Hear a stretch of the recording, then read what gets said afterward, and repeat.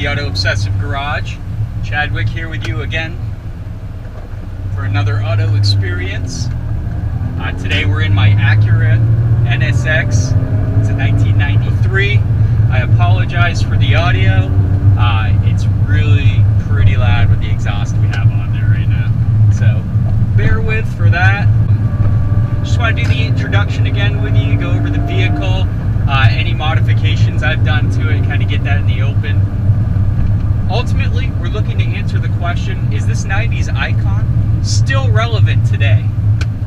I mean, performance numbers have changed a lot, and 270 horsepower was good in the early 90s, but is it still good today?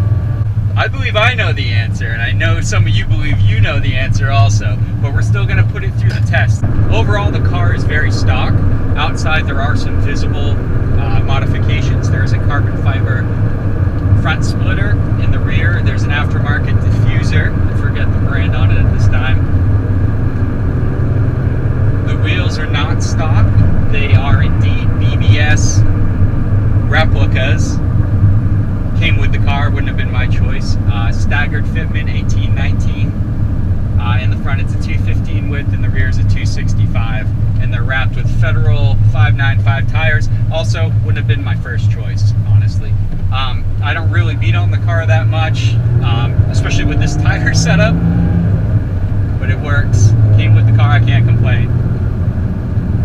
Suspension-wise, H&R. Lowering springs on bill stand shocks, so pretty good combination there.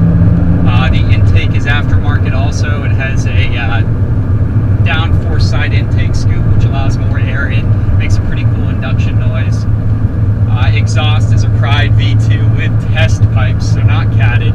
It is loud, and it sounds fantastic. I love it. Favorite part of the car, by far. Brakes are also stock.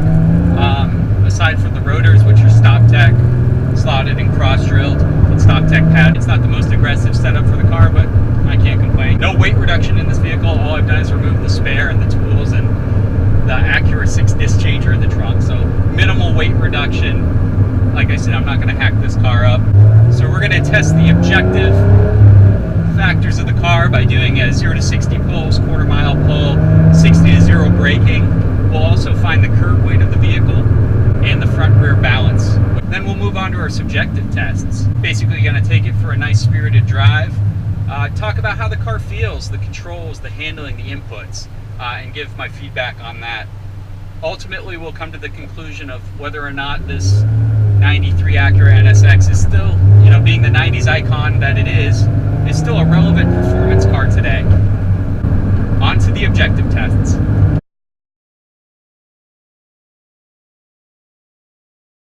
All right, we've got the NSX loaded up on the scales. Let's go ahead and get that curb weight. Curb weight came in at 2885. And that's pretty good since we didn't do any drastic weight reduction or anything. So I'm really happy with that number. A lot lighter than I thought I was going to be at. This is with half a tank of fuel. The front rear balance, also great. 42.3% in the front. The rear is at 57.7%. These cars were always a little more rear biased with weight, so that looks like a pretty good balance.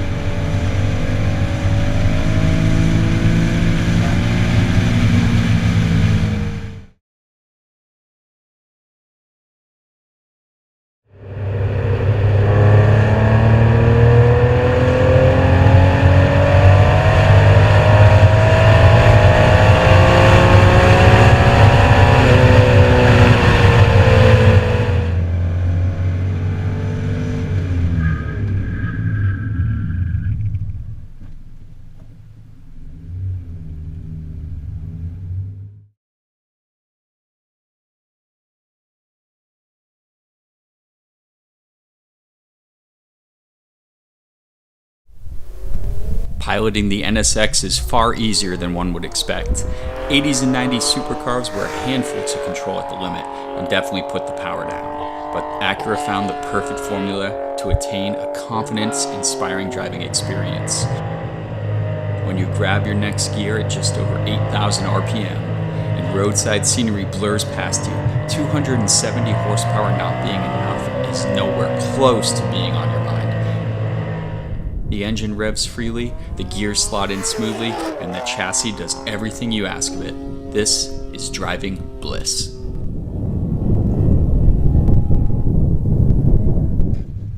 I applaud Acura for opting to keep these early models with manual steering. It's pure and very rewarding.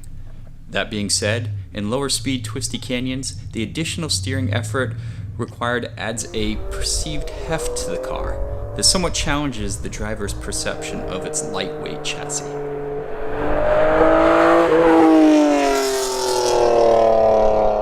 The interior of the NSX is still today a place of high quality materials with excellent design. It doesn't reveal its age in the least.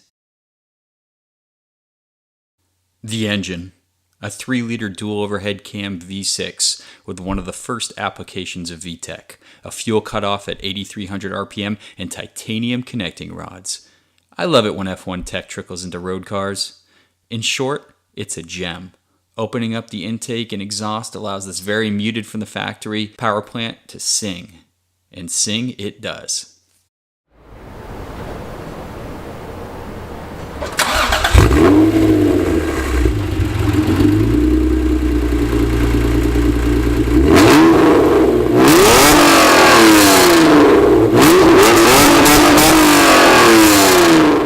The styling of the 93 NSX is unchallengeably timeless.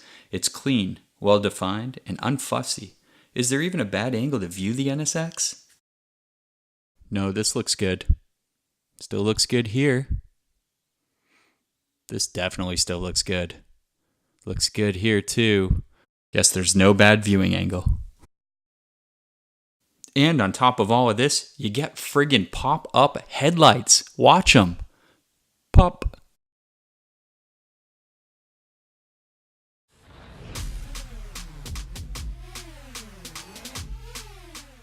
Is this 90s icon still a relevant performance vehicle today?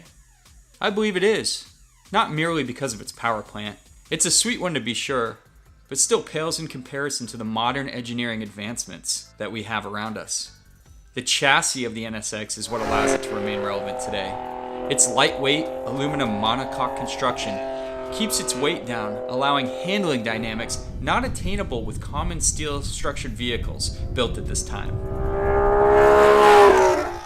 Complementing the performance, a stunningly beautiful body design that still turns heads today is combined with a functional, well-designed, and laid-out interior package.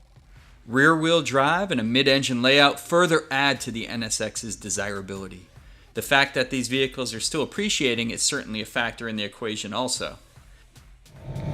The NSX's relevance in automotive history is beyond question, but as a relevant performance car compared to today's modern machines, I believe the NSX still stands its ground firmly, as it is a very compelling and competitive sports car.